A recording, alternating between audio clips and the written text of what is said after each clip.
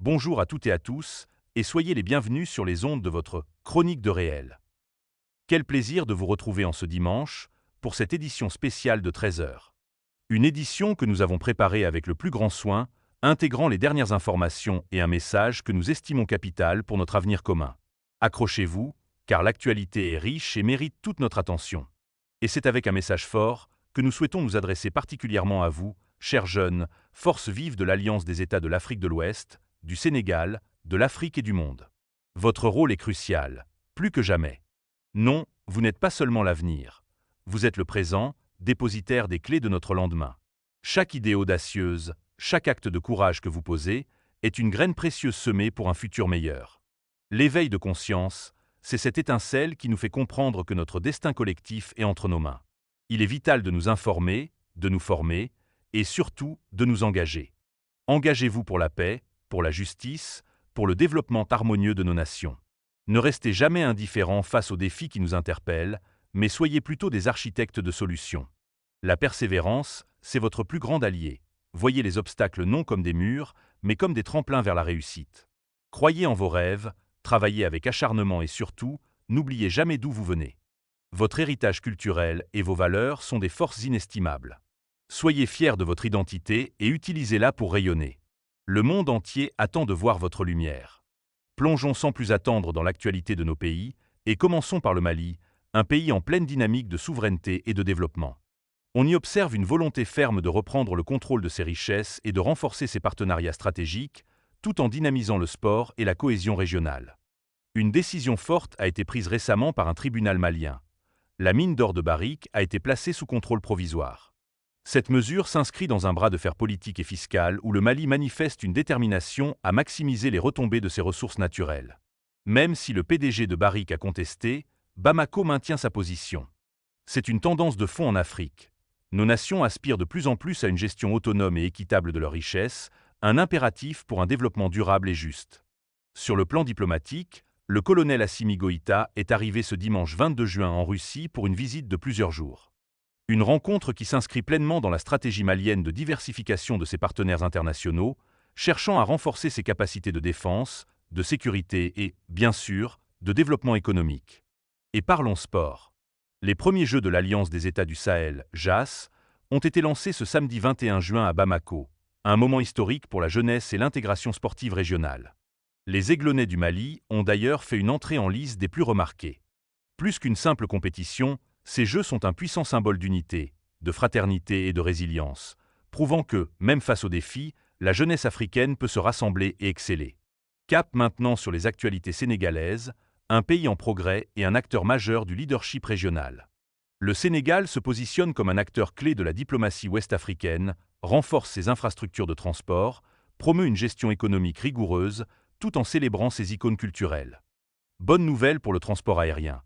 Air Sénégal a annoncé la mise en service imminente de 2 nouveaux Airbus A320 à partir de ce lundi. Une acquisition stratégique qui vise à améliorer significativement la connectivité entre Dakar et les destinations régionales africaines, mais aussi à optimiser la ponctualité. C'est une étape cruciale pour le Sénégal, qui affiche l'ambition légitime de devenir un véritable hub aérien en Afrique de l'Ouest.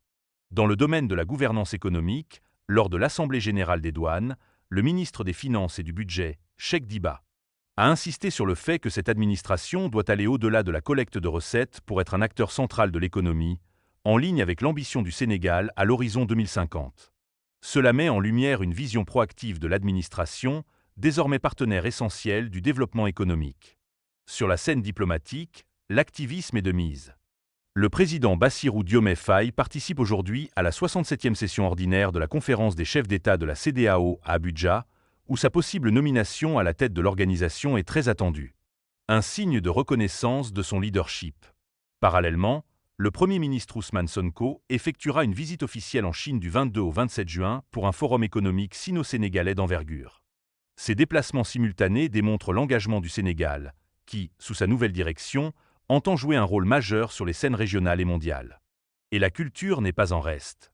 Lors de la fête de la musique, la légende Youssou N'Dour a rendu un hommage vibrant et poignant à son guitariste de toujours, Jimmy Mbaye, saluant sa contribution inestimable à la musique sénégalaise. Cet hommage nous rappelle l'importance capitale de reconnaître et de célébrer nos artistes, véritables gardiens de notre culture et transmetteurs de nos traditions. Continuons notre tour d'horizon avec l'Afrique de l'Ouest, entre intégration, richesse du patrimoine et astuces santé naturelle. La CEDEAO cherche un nouveau souffle pour son intégration. Notre région met en valeur son riche patrimoine archéologique et promeut des pratiques ancestrales de bien-être, notamment avec les vertus insoupçonnées du petit cola et de l'hibiscus. Les chefs d'État de la CEDEAO ont collectivement appelé à une transformation économique ambitieuse et à une plus grande cohésion régionale. La leçon ici est fondamentale. Malgré les difficultés, l'intégration régionale reste la voie essentielle pour la stabilité et la prospérité partagée de nos nations. Parlons de nos trésors. Les cercles mégalithiques de Sénégambie, classés au patrimoine mondial de l'UNESCO, continuent de fasciner chercheurs et visiteurs. Ces sites millénaires témoignent de l'ingéniosité, de l'organisation sociale et de la profondeur historique des civilisations anciennes qui ont prospéré ici. Leur préservation est non seulement un devoir, mais aussi une source immense de fierté, nous rappelant la grandeur et la richesse des racines de notre continent, loin des récits souvent réducteurs. Et saviez-vous que l'Afrique de l'Ouest regorge de remèdes naturels aux multiples bienfaits, hérités de générations de savoirs ancestraux? Prenez par exemple le petit cola ou Ibu Garcinia cola. Cette noix amère est un véritable don de la nature. Traditionnellement utilisée pour ses propriétés énergisantes, elle est aussi reconnue comme un puissant aphrodisiaque et un allié pour la voix. Mais ses vertus vont bien au-delà. C'est un antiseptique naturel, riche en antioxydants, efficace contre la fatigue et souvent employé pour soulager certaines affections respiratoires et digestives. C'est un exemple frappant de la richesse de notre biodiversité et de l'importance de valoriser ces remèdes, à condition de les utiliser avec discernement et en respectant les dosages pour éviter tout inconvénient lié à un usage excessif. Un autre trésor, c'est l'hibiscus, ou dabloni en bambara, et bissap en wolof. Cette plante aux magnifiques fleurs rouges est à la base d'une boisson rafraîchissante et très populaire. Au-delà de son goût exquis, le bissap est un concentré de bienfaits. Riche en vitamine C, puissant antioxydant, il est surtout réputé pour ses propriétés hypotensives. Il aide à réduire la tension artérielle, ainsi que diurétique et digestive. L'hibiscus incarne une approche holistique de la santé, alliant plaisir gustatif et bien-être naturel. Comme pour toute consommation, une modération est toujours conseillée pour profiter pleinement de ses avantages sans inconvénients. Ces exemples nous rappellent que l'Afrique porte en elle des solutions naturelles précieuses pour le bien-être de ses populations. Jetons un regard sur les actualités internationales, géopolitiques et tensions mondiales. Le Moyen-Orient est actuellement le théâtre d'une escalade majeure avec des frappes américaines sur des sites nucléaires iraniens, ravivant les craintes d'un conflit élargi. Dans un développement profondément préoccupant, les États-Unis, sous l'administration du président Donald Trump, ont mené des frappes aériennes ciblées sur 3 importants sites nucléaires iraniens dans la nuit de samedi à dimanche. Ces frappes interviennent en soutien à l'offensive lancée par Israël le 13 juin et marquent une escalade significative dans une région déjà extrêmement volatile. L'Iran a d'ailleurs demandé une réunion d'urgence au Conseil de sécurité de l'ONU pour discuter de cette escalade dangereuse et affirme que ces attaques, bien que dommageables, n'arrêteront pas ses activités nucléaires. Cette situation rappelle la fragilité de la paix mondiale et l'importance cruciale de la diplomatie pour désamorcer les tensions et éviter une conflagration de plus grande ampleur. Le président Donald Trump a commenté cette opération, affirmant la détermination des États-Unis à protéger leurs intérêts et leurs alliés dans la région, tout en appelant l'Iran à la désescalade. Les déclarations de Washington soulignent la complexité de cette situation et l'incertitude quant à l'évolution des événements. Pour finir en beauté, parlons sport, passion et défis. L'arène nationale du Sénégal vibre au rythme de la lutte traditionnelle, tandis que le football international prépare ses grandes confrontations. Ce dimanche promet d'être électrique à l'arène nationale avec le combat très attendu entre Boyka et Fils de Tigre. Cette confrontation entre 2 jeunes talents de la lutte sénégalaise suscite un immense engouement et promet un spectacle riche en émotions.